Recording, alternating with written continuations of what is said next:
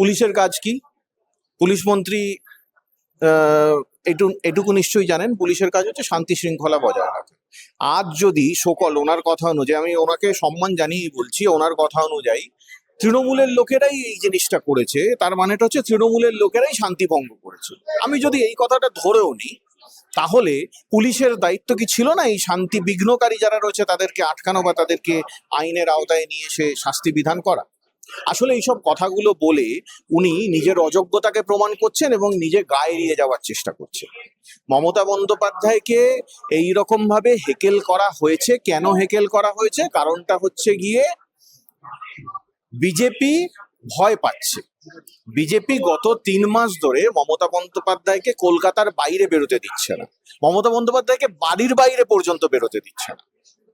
একরকম house arrest করে রাখা হয়েছে। বারুইপুরে যখন ওই নক্কারজনক ঘটনাটা ঘটেছিল, সেই ঘটনাটার সময় মমতা বন্দ্যোপাধ্যায় চেয়েছিলেন বারুইপুরে যাবেন, কিন্তু তারা ওখানে সেন্ট্রাল ফোর্স বা পুলিশ বাহিনীকে দাঁড় করিয়ে রেখে মমতা বন্দ্যোপাধ্যায়ের গাড়ি আটকে দেয়। মমতা বন্দ্যোপাধ্যায়কে ইভেন মিছিল পর্যন্ত করতে দেওয়া হয় না। একদিন উনি একটা মোমবাতি হাতে হাজরা মোড় পর্যন্ত হেঁটেছিলেন। ওরা এটা ভালো রকম ভাবে জানে যে বাংলার মানুষ মমতা বন্দ্যোপাধ্যায়ের সঙ্গে আছে। ওরা হয়তো নির্বাচন কমিশনের দয়া দাক্ষিণ্যে, সেই এসআইআর থেকে শুরু করে আরো বিভিন্ন ধরনের দয়া দাক্ষিণ্যের জন্য কোনোভাবে ক্ষমতায় এসে গেছে, কিন্তু মমতা বন্দ্যোপাধ্যায় বাংলার জননেত্রী, তিনি যদি বাংলার মানুষের পাশে গিয়ে দাঁড়ান, তাহলে এদের এই যে বিভিন্ন ষড়যন্ত্র করে চক্রান্ত করে এই ছিনিয়ে নেওয়া যে গদিটা, এই সিংহাসনটা, সেটা টলমল করবে। সেই ভয়েতে তারা চায় না মমতা বন্দ্যোপাধ্যায় রাস্তায় নামুক। সেই জন্যই মমতা বন্দ্যোপাধ্যায় যখনই রাস্তায় নেমেছে, ওরা কিছু না কিছু একটা গোলযোগ করার চেষ্টা করেছে। কিন্তু ওরা ভুলে যাচ্ছে এই ভদ্রমহিলার নাম হচ্ছে মমতা বন্দ্যোপাধ্যায়। উনি বাংলার অগ্নিকন্যা। আগুনকে তো আর ওই ঢাকা দিয়ে নিভিয়ে ফেলা যায় না, আগুনকে ঢাকা দিয়ে নিভিয়ে ফেলা যায় না। মমতা বন্দ্যোপাধ্যায়কেও এরকম ভাবে ঘরের মধ্যে আটকে রেখে বা এরকম ভাবে মমতা বন্দ্যোপাধ্যায়ের পথরোধ করে ওনার আন্দোলনকে, লড়াইকে, বাংলার মানুষের ওনার পাশে দাঁড়িয়ে থেকে গণ আন্দোলন তৈরি করাকে আটকানো সম্ভব নয়। বর্তমান যে বিরোধী তারা বলছেন যে গত 15 বছর যে সমস্ত বিরোধিতা করেছেন তাতে জাতীয়তা চর্চা শুনছে, তাতে অসুবিধা কি আছে? আপনি যেটা বললেন সেটা কিন্তু একটুখানি আমি শুধরে নিতে চাই। বর্তমানে বিরোধী দলনেতা, ওটা বর্তমানে বিরোধী দলনেতা নয়, ওটা বলুন বিজেপির বিরোধী দলনেতা। কারণ আমরা জানি গণতন্ত্রের সিস্টেমটা কি।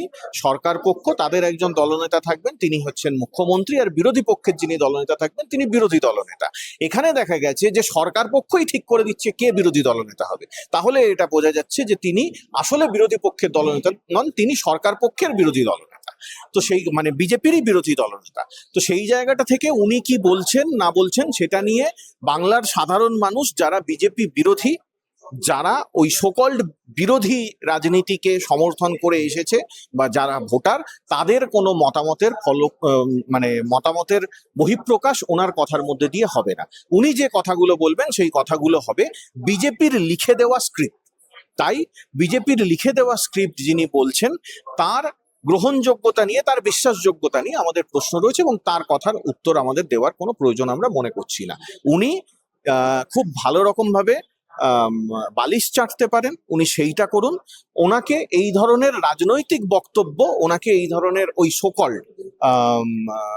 বিজেপির লিখে দেওয়া স্ক্রিপ্ট এইসব বলে সময় নষ্ট করতে বারণ করুন। দেশের জাতীয় আন্দোলনের যারা নেতা ছিলেন, আমরা যাদেরকে জাতীয় নেতা বলে থাকি, সেটা ক্ষুদিরাম বসু থেকে শুরু করে ভগৎ সিং থেকে শুরু করে নেতাজি সুভাষচন্দ্র বসু থেকে শুরু করে, তারা যে লক্ষ্য নিয়ে আন্দোলনটা করেছিলেন, তাদের আন্দোলনের লক্ষ্যটা কি ছিল? ব্রিটিশদেরকে ভারতবর্ষ থেকে তাড়ানো। যেদিন তারা এই আন্দোলনটা করতেন, সেই দিন এই বিজেপির পূর্বসূরীরা এই ব্রিটিশদের পা চাটত, এই ব্রিটিশদের ছুঁড়ে দেওয়া হাড্ডি চুষে তাদের দালালি করত। ভগৎ সিং এর এরা বিরোধিতা করবে না? আরে ভগৎ সিং এর বিরুদ্ধে যিনি ব্রিটিশ সরকারের পক্ষে আইনজীবী ছিলেন, তার নাম ছিল সুরজ নারায়ণ বর্মা। তিনি এদেরই পূর্বসূরি আরএসএস এর একজন সদস্য ছিলেন। ভগৎ সিংকে ফাঁসি কাষ্ঠ পর্যন্ত ঝোলানোর উপহার স্বরূপ, পুরস্কার স্বরূপ সেই সুরজ নারায়ণ বর্মা আরএসএস এর সদস্য, তাকে ব্রিটিশ সরকার রায় বাহাদুর খেতাব দিয়ে ভূষিত করেছিল। তাহলে ভগৎ সিং এদের শত্রু হবে না? ভগৎ সিং সেদিনও এদের শত্রু ছিল, নেতাজি সেদিনও এদের শত্রু ছিল, কারণ এই নেতাজি এই এদেরই পূর্বসূরি যারা ছিল, সে শ্যামাপ্রসাদ মুখার্জি থেকে শুরু করে তাদের যারা সাঙ্গপাঙ্গ, তাদেরকে বিরোধিতা করতেন। স্বাভাবিকভাবেই এরা নেতাজিকে গুন্ডা বলবে, স্বাভাবিকভাবেই এরা ভগৎ সিংকে অপমান করবে, স্বাভাবিকভাবেই এরা ভারতবর্ষের স্বাধীনতা আন্দোলনকে বিকৃত করে সাধারণ মানুষের কাছে প্রকাশ করবে, সাধারণ মানুষকে ইতিহাস ভুলিয়ে দেওয়ার চেষ্টা করবে। সেটাই তারা করছে। আজকে এরা এই তিরঙ্গা নিয়ে যখন রাস্তায় নেমেছে, হ্যাঁ আমরা সাধারণ মানুষ, ভারতীয়, আমাদের কাছে ওই তিরঙ্গা, ওই পতাকাটা খুব গর্বের জিনিস, কিন্তু সেই তিরঙ্গা পতাকা দেখে আমাদের গর্বে বুক ভরে যায়। যেখানেই আমরা তিরঙ্গা পতাকা দেখি, মনে মনে, যদি বাইরে নাও পারি, হয়তো সব জায়গায় সম্ভব হয় না, বাইরে যদি নাও পারি, মনে মনে স্যালুট জানাই, মনে মনে প্রণাম করি। কিন্তু যখন এই ভারতীয় জনতা পার্টির হাতে তিরঙ্গা পতাকা দেখি, তখন আমাদের মনের মধ্যে কিন্তু সন্দেহ জগায়। কারণ এই ভারতীয় জনতা পার্টি 50 বছরের ওপর তাদের যে হেড অফিস, আরএসএস এর যে হেড অফিস, ভারতীয় জনতা পার্টির যারা গুরু ঠাকুর আরএসএস, তাদের যে হেড অফিস নাগপুরেতে এই তিরঙ্গা পতাকা ওড়ায়নি। এমনকি দুজন তিরঙ্গা পতাকা ওড়াতে গিয়েছিল সেখানে, ত্রিবর্ণ রঞ্জিত ভারতের জাতীয় পতাকা সেখানে ওড়ানোর চেষ্টা করেছিল, তাদেরকে তারা তাদের বিরুদ্ধে কেস করে এবং সেই কেস 13 বছর পর্যন্ত চলেছিল। মনে রাখবেন, গান্ধীজিকে হত্যা করেছিল এই আরএসএস বা বিজেপির পূর্বসূরি যারা ছিল তারা।